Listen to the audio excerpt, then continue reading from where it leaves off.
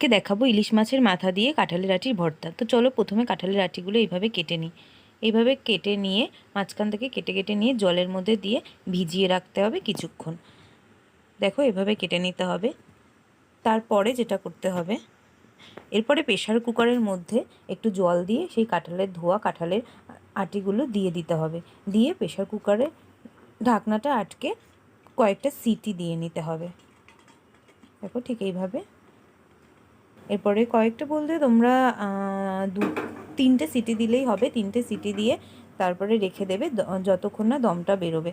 তারপরে যখন ওটা আপনি ফুলে যাবে, তারপর কাঁঠালের আটিগুলোকে এরকমভাবে ঝুড়িতে দিয়ে জল ঝরিয়ে নিতে হবে। তারপর দেখো আমি তোমাদেরকে ভেঙে দেখাচ্ছি কতটা নরম হয়ে গেছে আটিগুলো।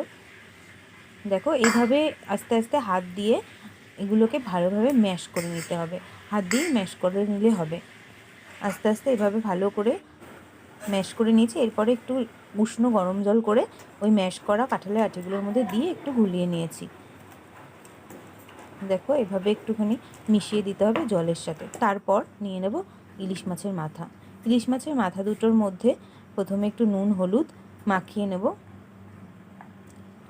প্রথমে নুন দিয়ে দিয়েছি, এবার দিয়ে দেবো হলুদ। হলুদ দিয়ে ভালো করে মাখিয়ে একটুখানি কিছুক্ষণ রেখে দিয়ে তারপরে ইলিশ মাছের মাথা দুটোকে লাল লাল করে ভেজে নেব। দেখো এইভাবে লাল লাল করে ভেজে নিচ্ছি।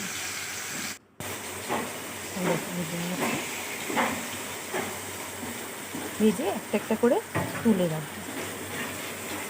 মাছের মাথা দুটো ভাজা হয়ে গেছে, এবার আমি তুলে এই দুটোকে সাইড করে রাখবো। এরপরে ওই কড়াইয়ের মধ্যেই দিয়ে দেবো কয়েকটা শুকনো লঙ্কা। ওই তেলের মধ্যেই ভেজে নিচ্ছি শুকনো লঙ্কা। শুকনো লঙ্কাগুলোকে ভেজে তুলে রাখবো। তারপরে দিয়ে দেবো পেঁয়াজ আর রসুন। পেঁয়াজ রসুনটাকে একটু ভালো করে ভেজে নেব। ভেজে তুলে রেখে দেবো একটু ঠান্ডা হওয়ার জন্য। ঠান্ডা হয়ে গেলে একটা মিক্সিং বোলের মধ্যে দিয়ে দেবো। মিক্সিং বোলে দিয়ে এটাকে ভালো করে একটা মিক্স করে একটা পেস্ট বানিয়ে নেব। এরপর ওই কড়াইয়ের মধ্যে একটু তেল দিয়ে ওর মধ্যে দিয়ে দেবো ফোড়ন। দিয়ে দেবো শুকনো লঙ্কা আর জিরা। শুকনো লঙ্কা আর জিরা ফোড়ন দিয়ে তারপরে দিয়ে দেব ওর মধ্যে সেই পেস্ট করে রাখা মশলাটা। দেখো মশলাটা দিয়ে দিলাম। মশলাটা দিয়ে একটু নাড়াচাড়া করে নেবো। সামান্য একটু ভাজা ভাজা হয়ে গেলে মশলাটা তার মধ্যে দিয়ে দেবো নুন।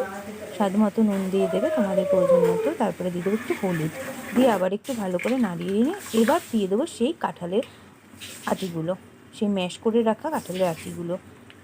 দেখো দিয়ে দিলাম। দিয়ে ভালো করে নাড়িয়ে নেব।